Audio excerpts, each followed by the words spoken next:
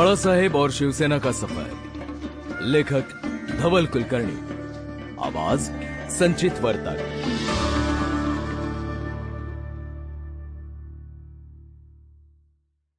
मैं उद्धव बाला साहेब ठाकरे शपथ लेता हूं कि आज भी शिवाजी पार्क की उस शाम का नजारा मेरी आंखों के सामने ताजा है। महाराष्ट्र की राजनीति में चल रही उठापटक आखिरकार खत्म हो चुकी थी। मीडिया का सर्कस थम चुका था। उद्धव बाला साहेब ठाकरे फाइनली शपथ लेने के लिए तैयार थे। मैं वो दिन कभी नहीं भूल सकता। ठाकरे परिवार की चारों पीढ़ियों के सुख दुख का मैं गवाह रहा हूं। मैं शिवाजी पार्क बोल रहा हूं। एक दिलचस्प इत्तेफाक बताता हूं। मेरा और बाला साहेब ठाकरे का जन्म एक ही साल में हुआ था। वो साल था 1927। वैसे देखा जाए तो मेरा जन्म उससे 2 साल पहले 1925 का है। तब मुझे माहिम पार्क कहा जाता था।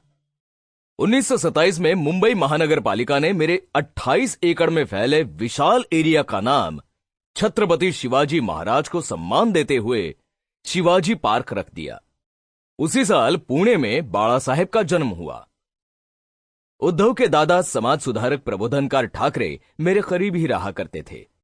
संयुक्त महाराष्ट्र आंदोलन के वक्त प्रबोधनकार, आचार्य प्रहलाद केशव अत्रे और कॉमरेड श्रीपाद अमृत डांगे जैसे दिग्गजों की सभाएं यहीं पर हुई और खूब चर्चित रही। शिवसेना की और बाद में महाराष्ट्र नवनिर्माण सेना यानी मनसे की स्थापना का भी मैं गवाह रहा हूं।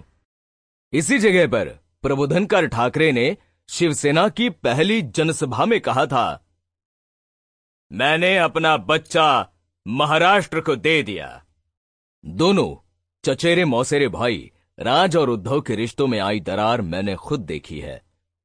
इसी शिव तीर्थ पर लगभग हर साल दशहरे का मेला लगा करता। अन्य राजनीतिक सभाएं भी होती रहती। उन्हें आयोजित करने वाले शिवसेना प्रमुख बाला साहेब ठाकरे अपनी मृत्यु के बाद यहीं पर आराम कर रहे हैं। मुझे आज भी वो इमारत याद है जिसका पता था 77A रानडे रोड, दादर पश्चिम। कभी उस जगह मौजूद रही कदम मैंशन नाम की इमारत को गिरा दिया गया था। अब वो इतिहास बन चुकी है। पर अगर कदम मैंशन आज खड़ा होता तो शायद उसकी दीवारें भी मेरी तरह बोल पड़ती।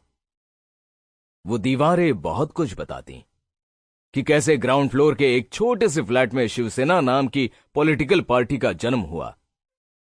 वो बिल्डिंग आज नहीं है तो क्या हुआ, उसकी विरासत अब भी कायम है। प्रबोधनकार ठाकरे उसी कदम मैंशन में अपने भरे पूरे परिवार के साथ रहते थे। ठाकरे खानदान के एक पूर्वज नासिक के पास मौजूद धोड़प किले के किलेदार थे। इसलिए ठाकरे सरनेम वाले कई लोग अपने नाम के आगे धोड़पकर लगाते हैं।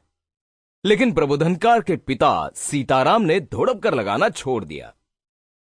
प्रबोधनकार जी का पूरा नाम था केशव सीताराम ठाकरे। उनको प्रबोधनकार इसलिए कहा जाता था क्योंकि उन्होंने 1921 में प्रबोधन नाम की एक पत्रिका शुरू की थी। इस पत्रिका में वो समाज की कुरीतियां, रूढ़िवाद और पुरातन परंपराओं के खिलाफ लिखा करते थे। प्रबोधनकार लगभग 17 साल के थे जब उनके पिता सीताराम का निधन हुआ। सीताराम जी का एक निकनेम था बाला। वो बेलिफ की नौकरी किया करते थे। गांव में कहीं भी आग लगती तो सीताराम उसे बुझाने के लिए हाजिर हो जाते। दिलचस्प बात यह कि उनके पोते बाल ठाकरे आगे चलकर अपने भाषणों के सहारे शब्दों की आग लगाने वाले थे। आम आदमी के मन में और राजनीति में भी उन्होंने चिंगारियां कायम रखी। वक्त के साथ बाल ठाकरे प्रबोधनकार से भी आगे निकले। उनके फंडे क्लियर थे। एक किस्से से आपको अंदाजा हो जाएगा कि राजनीतिक जीवन में वो अपनी छवि को लेकर कितना सजग रहते थे।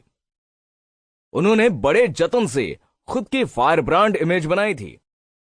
इससे उन्होंने कभी Sample complete. Ready to continue?